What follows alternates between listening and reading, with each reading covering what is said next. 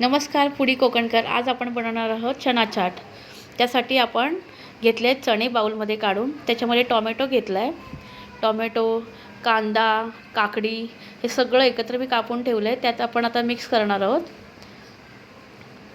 Mix करून त्यानंतर आपण घेणार आहोत कोथिंबीर,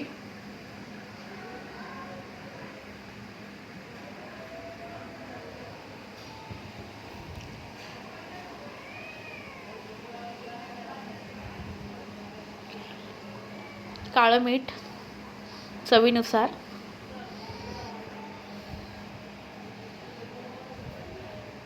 थोडीशी मिरची पावडर,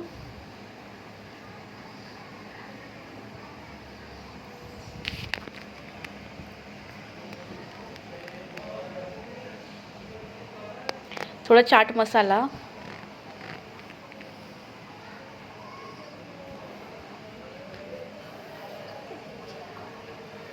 आणि हे सगळं एकत्र करून मिक्स करून घ्यायचं आहे.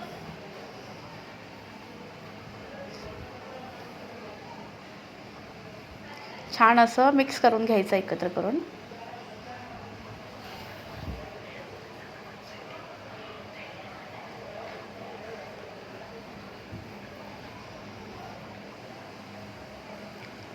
छान असं एकजीव करून घ्यायचं.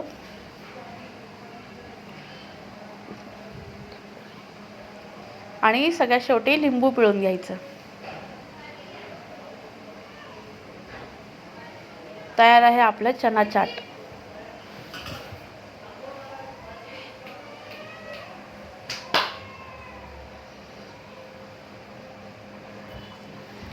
आता हे पुन्हा एकत्र करून घेऊन खाण्यासाठी तयार आहे आपलं चना चाट. छान मस्त हेल्दी.